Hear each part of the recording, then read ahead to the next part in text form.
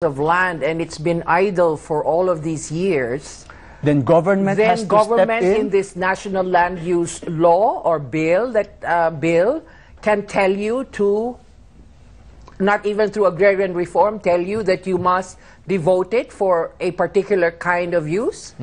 Yes, ma'am. The government has that power to tell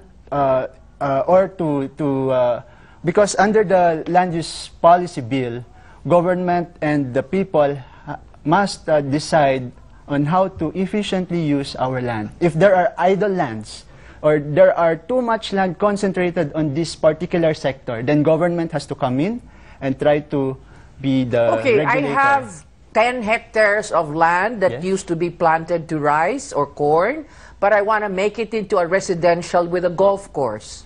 That is not...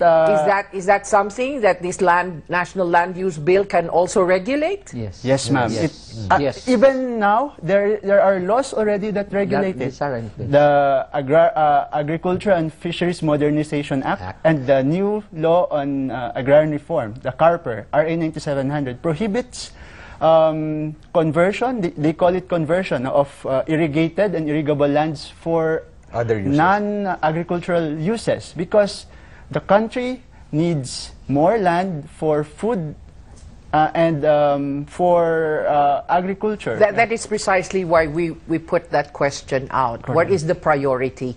And Dr. Andreas, how do you come into the picture of this discussion on land use? What is the interest of JTZ? As a German institution that's been here for about 30 years now. Yeah, thanks. Well, our interest is support. We want to support the Philippine government in developing an appropriate land use policy. We have been assisting the DNR, but also other agencies, in analyzing land issues.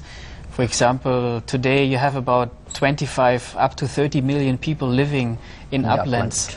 They occupy basically illegally forest lands. They're not supposed to actually stay in those areas. So you have a large settlement issue. You have many people who use up resources unsustainably. And we are trying to develop solutions together with our Philippine partners how to make land use sustainable, especially in the forest, but not only in the forest lands, also in the coastal areas, and trying to develop a system where land conversion, for example, or if you want to call it land conversion, or alternative land uses are regulated. For example, your golf course shouldn't be ruled out straight away, but there should be a regulation under what conditions you would be allowed to change from a rice paddy to a golf course. This has to be regulated. Yeah, but you mentioned about 25 million people occupying illegally. Up to 30 million, the EMB. Up to 30 million.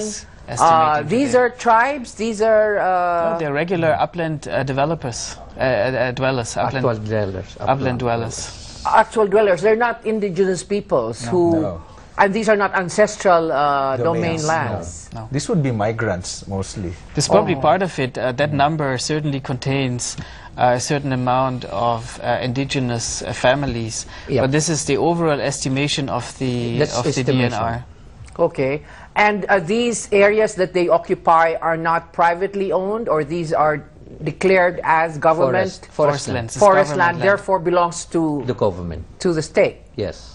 Okay. Yes. Okay, so they just very freely occupy it and think that the government will not charge them for anything.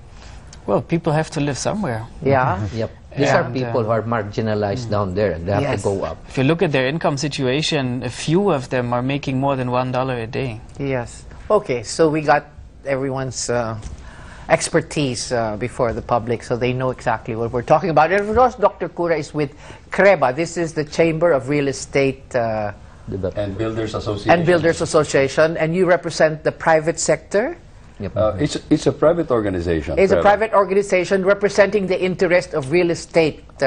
Yes. The real estate sector. But my presence here is on behalf of CREBALAND. Yes. Which is a private company that was put up by CREBA and other investors to address the problem of title verification and the problem of the lack of technical systems to hasten the process of identifying parcels of land all over the country. And whose job is that? That's a land registration authority? It is supposed to be the job of Why do you say government supposed to be? agencies. Well, They're not doing their job, is that what you say? well, by their own admission, no? They wish they could have done it a little faster, but you know, the progress of the country requires a faster pace of planning the proper use of land, the best use of land, and then making these parcels of land that may be used for certain purposes more easily available to sectors that are prepared to invest in these properties and develop them according to the intended purpose. So at what stage is CREBALAND into now? Well, what has it done so far? In the past 4 years, we have Yes. developed a whole GIS or Geographic Information System backbone, okay, which will enable, for example, local governments or institutions like banks that hold in their portfolio thousands of land titles to be able to track where these parcels of land exactly are located, because that's one of the difficulties right now. Yeah. While all of us subscribe to the noble purpose, no, of making sure land is equitably distributed, that every Filipino family is able to you know, to access land and build a home and other requirements on that piece of land, it is easier said than done. While all of us want farmers, for example, to have their cloas, you know, where exactly are these parcels of So, land? okay, how do you begin? How does one begin the equitable distribution of land to all of the sectors or all of the industries that need land to be able to have food security, to be able to have enough forest, to be able for us to get within the limited timber license agreements, etc., etc. How do you explain to the people what is the rationale of this land use plan? Well, the rationality of land allocation is basically based on our economic direction. Economic directions. And economic directions change every time we have a new president. So in effect, the basis of long-term economic direction is the basis for allocating lands. For example, population needs development, further development for urban sprawl or urban enlargement. Then in fact, in every updating period of that land use plan, which is a cycle of 5 years now, that should be considered in the amendments of the plan. Now, the allocation for agriculture also depends on the food needs and the security issue. Was the comprehensive land use plan developed by local governments in the absence of a national land use and the presence of existing laws on land use? Is the present distribution of lands and utilization now, did it fall within That all of those previous laws or all of those existing laws? No, you can see extremes. Yeah. Where did it go wrong? If at all those laws did not actually suit the forecast, the scenario that he talks about. First, Where did it go heavy on and where did it not develop?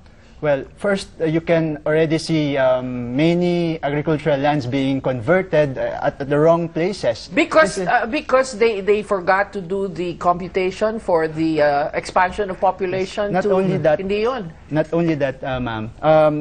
Agriculture being converted to residential. And industrial. Because they fail also to get the sentiments of the people.